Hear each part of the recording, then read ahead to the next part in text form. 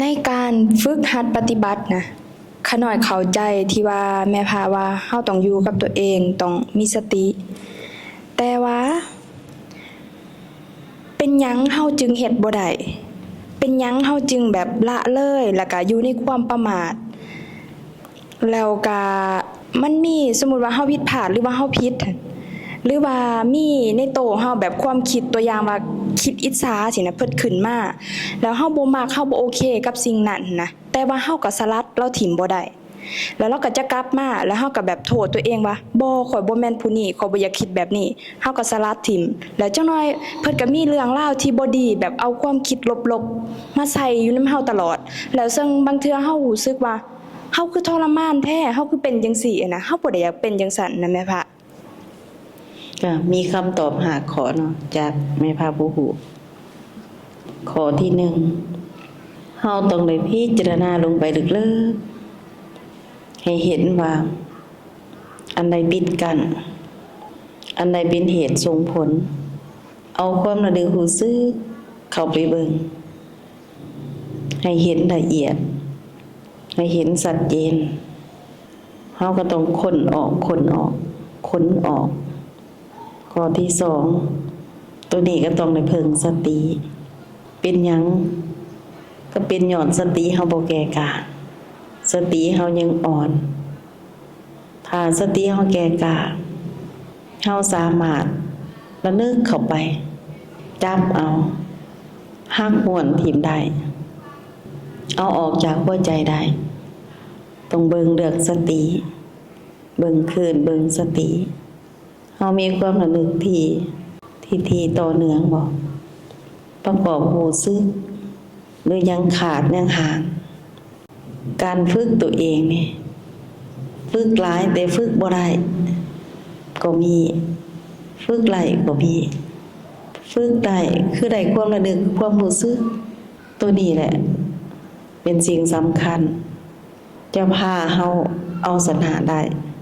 แต่ต้องเบิ่งอีกว่าเฮาฝึกนี่เฮาได้จักเปอร์เซ็นต์แตกต่างกัน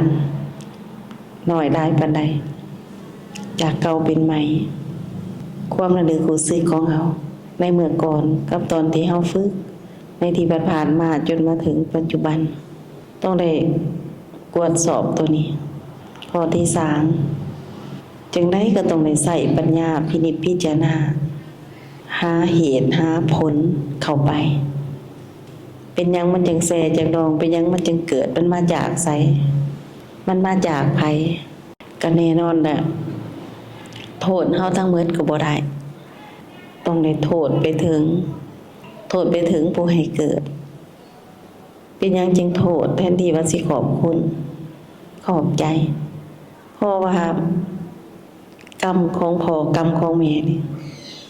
ทั้งบุญทั้งกรรมก็แบ่งให้ลูก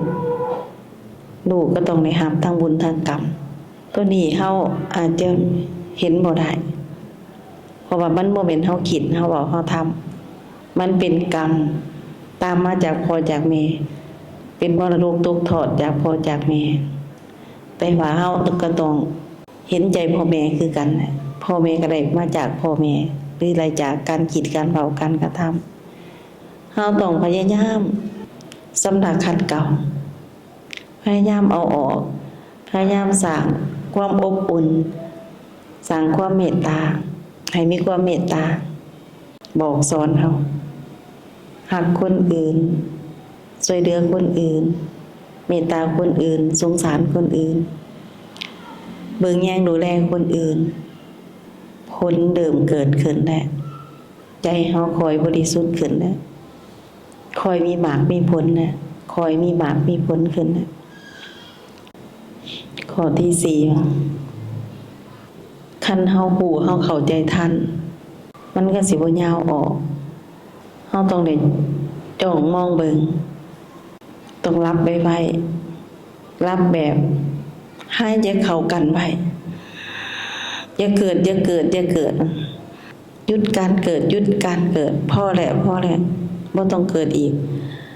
บ่อยากมาเวียนว่ายตายเกิดอย่ามาอยู่นี่อย่าไปหาเขาก็ต้องฝึกต้องหัดต้องเว้า ต้องเอาเจ้าของไว้ต้องเคลียร์เขาออก ในเมื่อความคิดมันเกิดไปเกี่ยวของกับไผมันสิเป็นทางอิจฉาหรือสิเป็นทางเครียดแค้นเสียอกเสียใจ หรือทางเศร้าทางเหงาอะไรก็ตาม ให้เห็นว่ามันมีสายเข้ามามันมีการเกิด มันมีการออกไป มันมีการเข้ามา มันมีสายเข้ามันมีสายออก มันเข้าบังเกิดอยู่ในหัวใจของเราต่อเสือต่อแนวอยู่ ตัวนี้อันตรายหายกาจที่สุดคันเฮาบ่มักเบิ่งบ่มักกวดกาบ่สำรวจกวดกานี่เฮาจะบ่เห็นเฮาก็สิคิดว่ามันมาจากไสแต่คันเฮาเบิ่งอยู่เฮาสิเห็นปุ๊บอะเห็นปั๊บว่ามันมาแหละมันเกิดขึ้นแหละ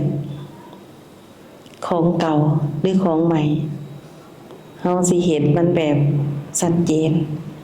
นี่แหละจังว่าเฮาต้องเป็นผู้รู้ผู้เห็นข้อที่5อย่าปล่อยปละตัวเองไปตามกระแสหรืออยู่ตามกระแสให้ซอกให้หามีเวลาว่างต้องเป็นอย่างน้อยยังค้างคาอยู่ในกายในใจเฮาเอาอย่างน้อยมาสะสมไว้ขอให้พระพุทธพระธรรมพระสงฆ์ช่วยข้าน้อยแน่ให้ข้าน้อยหูข้าน้อยเห็นให้ข้าน้อยเอาออกได้ข้าน้อยบ่อยากเอาไว้ข้าน้อยขอความเมตตาข้าน้อยอยากสำลาออกขอความเมตตาได้ก็ลึกเข้าไปคือเก่าไปสำรวจ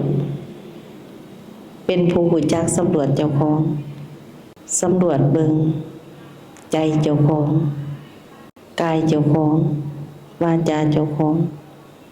เราเคยคิดผิดบอกผิดทำผิดบ่